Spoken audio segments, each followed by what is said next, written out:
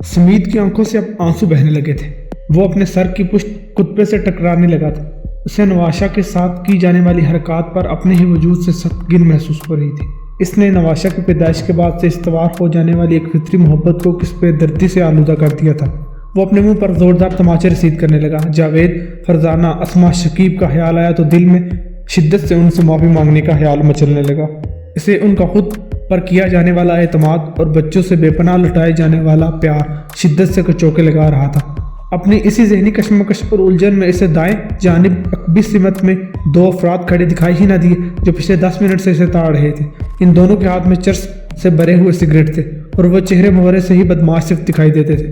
سمیت ان کی آمد سے بالکل بے خبر اپنا موبائل فون نکال کر جاوید کا نمبر تلاش کرنے لگا۔ اسی لمحہ عقب سے ایک شخص نے اس کا فون دبوچ لیا۔ واہ رے واہ چھوکرے، بڑی مالدار آسامی لگتا ہے تو۔ اس نے موبائل کا الٹ پلٹ کر جائزہ لیا۔ فون واپس کر میرا۔ سمیت بڑک کر اٹھ کھڑا ہوا۔ شدت گریہ سے اس کی آنکھیں اور آواز بوجھل ہو رہی تھی۔ کس کو بیٹھا رو رہا ہے یہاں؟ دوسرے شخص نے مانی ہیزی سے کہا۔ ان کے وجود سے اٹھتی بدبو سمیت کے حواس متحمل کرنے لگی۔ میں کہتا ہوں میرا فون واپس کرو۔ اس نے تیش میں بلا سوچے سے دھکیلا۔ سیاہ ٹی شرٹ اور مٹیالے ٹراؤزر میں ملبوس وہ شخص لڑکھڑا کر پیچھے جا گرا۔ اس کی آنکھوں میں شرارے لپکنے لگے۔ سمیت نے اس سے فون چھیننا چاہا تو عقب سے نیلی ٹی شرٹ میں ملبوس شخص نے اس کے بازو دبوچ لیے۔ اسی اسنا میں ٹی شرٹ والا بھی اٹھ کھڑا ہوا۔ لے چل اسے جھگی میں، ابھی گرمی نکالتا ہوں اس کی سالہ۔ اس نے فحش گالی دی۔ سمیت ان کے ارادے بام کر لرز گیا۔ اسے ان کی آنکھوں میں آصف گلباز اور فصیح جیسی شیطانی چمک محسوس ہو رہی تھی۔ نہیں، اب نہیں۔ اس نے دانت پیسے اور اپنے پاؤں موڑ کر نیلی ٹی شرٹ والے کے گھٹنے پر حت المقتور زور سے ضرب لگائی۔ وہ بلبلا کر رہ گیا۔ گرفت ڈھیلی ہوتے ہی سمیت نے سیاہ ٹی شرٹ والے کو دھکا دیا اور موبائل فون پکڑ کر اس طرح دوڑ لگائی گویا اس کے پیچھے 1000 بھوت پڑ گئے ہوں۔ وہ دونوں افراد بھی اس کے پیچھے لپکے۔ جسمانی حالت اور نکاہٹ سے قطع نظر ان کی دوڑ حیران کن حد تک تیز تھی۔ سمیت انہیں اپنے تعاقب میں آتا دیکھ کر مزید وحشت زدہ ہو گیا۔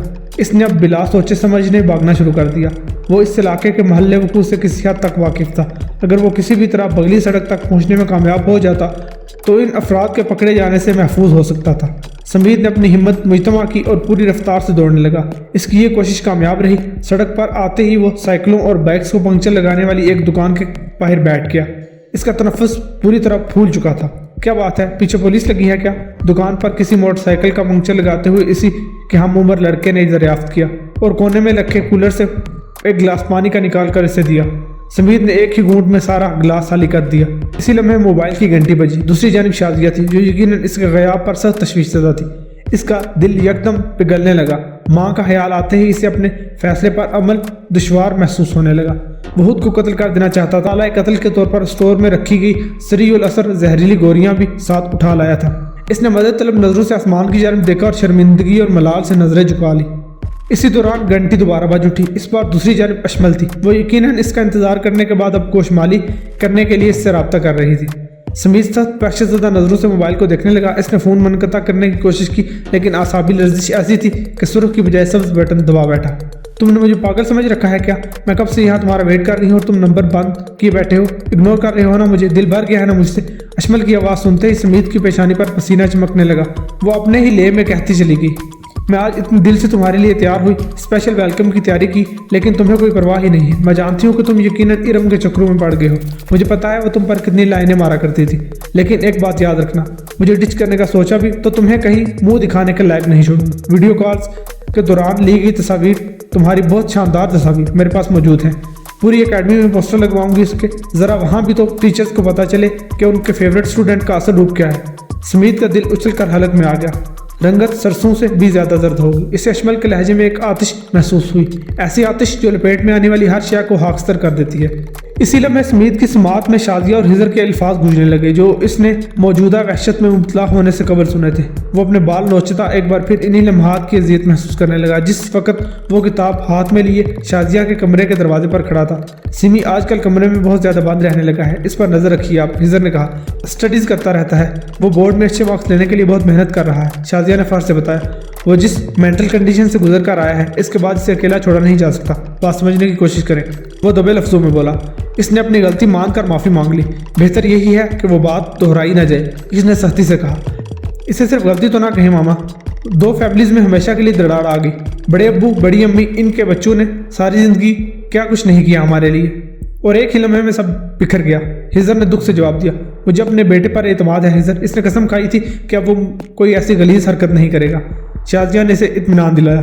कसम के जिक्र पर समीत का हलक खुश होने लगा। आप एतमाद कर सकती हैं, लेकिन मैंने अपने आंख और कान खुले रखे हुए हैं। इसकी क्लास के 1-2 लड़कों से पूछता रहता हूँ इसकी रूटीन। मेरे सुनने में आया है कि कुछ देर पहले ये अशमल के घर गया था, काफ़ी देर गुजारी है इसने वहाँ। हिजर के इस इंकिशाफ ने समीत का खून खुला दिया।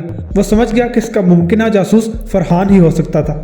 वो अशमल के घर के करीब रहता था, तो इसमें परेशानी की क्या बात है? अशमल भी तो 1-2 बार स्टडीज़ के लिए हमारे घर आ चुकी है। शाजिया ने इसका मुसलसल दिफा करना शुरू कर दिया। परेशानी की बात है, जिस वक्त अपने समीत साहब वहाँ गए थे, अशमल के वालिदैन घर में नहीं थे। हिजर ने दांत पीसे। वो रात को वापस आए थे, मुझे कन्फर्म खबर मिली है ये कल। शाजिया ने इस बात पर एक गहरी सांस भरी और अपने दिल में आने वाले हदशात पसे पुश डालते हुए बोली, तुम्हारी तशवीश समझ सकती हूँ, लेकिन कम अज़ कम अशमल के मामले में मुझे बिल्कुल कोई खौफ या फिक्र नहीं है। तुम्हें तो शायद याद भी ना हो, लेकिन अशमल की पैदाइश के बाद इसकी माँ काफ़ी बीमार हो गई थी। इन दिनों ये लोग हमारे साबिक मोहल्ले में ही रहते थे। वहीद भाई की दरखास्त पर मैंने 3 माह तक अशमल की रज़ात की थी, यानी अशमल और समीत रज़ाई बहन भाई हैं। हिजर ने एक पुरसुकून सांस खारिज की। इससे एक ही पल में अपने सर से बहुत बड़ा बोझ हटता हुआ महसूस हुआ। हाँ, और शुमाइला ने यहाँ से जाते हुए मुझसे कहा था कि वो अशमल को हकीकत से ज़रूर आगाह कर देगी। मैं इसकी रज़ाई माँ हूँ। मेरी माँ ने तो ये बात समीत के कान में भी एक बार गुजार दें। हिजर ने कुछ सोचकर कहा, मुझे तो इसकी ज़रूरत महसूस नहीं होती वैसे, लेकिन अगर तुम्हारी तसल्ली के लिए कर दूंगी ऐसा। शाजिया ने इसे दिलासा दिया। माँ की बात के जवाब में हिजर कुछ कह रहा था, लेकिन समीत की समात मफलूज हो चुकी थी। इसके लिए कायनात की माहियत ही मुकम्मल तौर पर तब्दील हो चुकी थी। इस तल हकीकत से आशनाई के बाद अपना वजूद नहायत मुतवफ़्फ़न और घनौना महसूस होने लगा। वहशत और तलही इस कदर बढ़ी कि वो पहले छत के इस गर्द आलूद कमरे में और फिर हिज़यानी कैफियत में कब्रिस्तान चला है। अब इसे किसी भी सूरत समीत हसन का कत्ल करना था। इसे दुकान पर पानी का गिलास थामे बैठे काफ़ी वक्त गुजर चुका था। समीत किसी बेजान मुजस्मे का तासुर दे रहा था। आंखें वहशत से इस कदर लबरेज थी कि गोया किसी भी पल हल्कों से बाहर निकल आएंगी। ओए बाऊ, क्या मसला है तेरा? चल फट यहाँ से।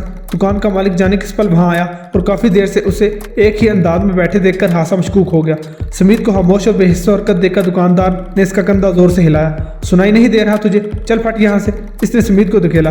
दुकान से उठकर मेकानकी के अंदाज में आगे बढ़ते हुए समीत की आंखें जलने लगी।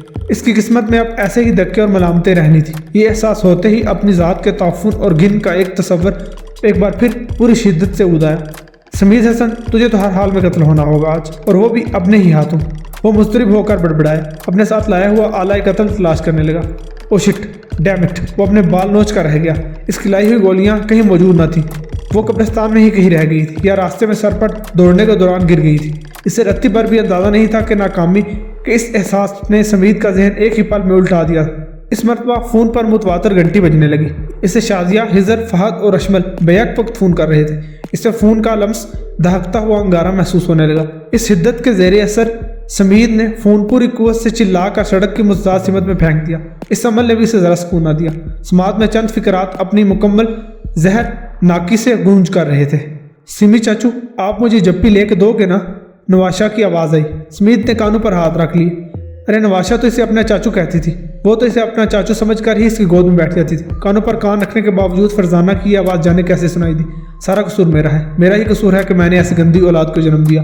हसन के इस तैश पर फिक्रात की बाज़गश्त ने समीत के वजूद को कोड़ा बरसाया।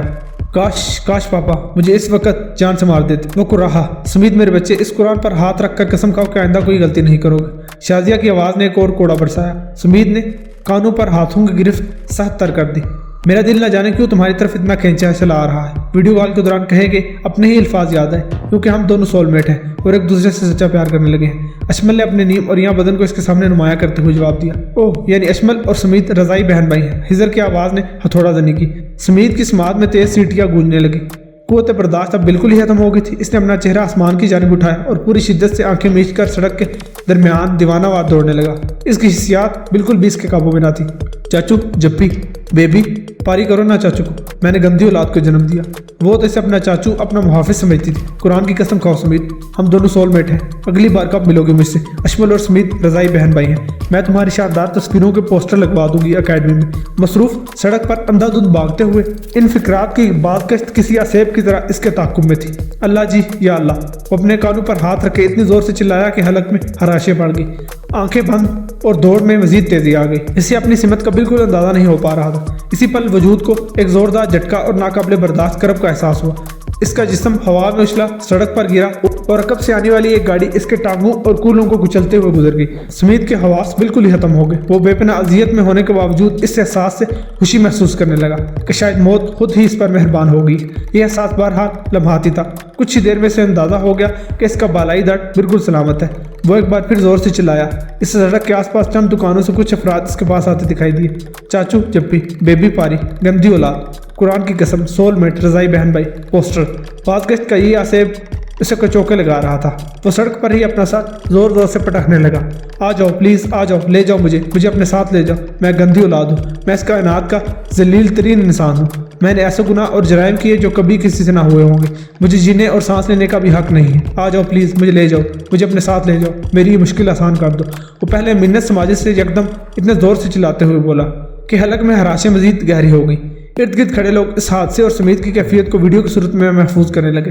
लगता है बेचारे के दिमाग पर भी कोई चोट आई है, इसीलिए ऐसी उल्टी सीधी हाँक रहा है। मोबाइल फ़ोन से इसकी वीडियो बना लेने के बाद एक शख्स ने तबसरा किया। सुमीत का हज़यान मजीद बढ़ गया। इसने अपना सर जोर जोर से ज़मीन पर पटकना शुरू कर दिया और चिल्लाने लगा, ले जाओ इसको यहाँ से। इसने मोबाइल फ़ोन की जानिब खौफजदा निगाहों से देखा। ले जाओ इसे, ये एक आसेब है, इसने मेरी ज़िंदगी निगल ली, इसने मेरा बाप छीन लिया मुझसे, मुझे एक क्रीह महलूक बना दिया। दूर करो इसे मेरी नज़रों से। लेकिन नहीं, इसका क्या कसूर था भला?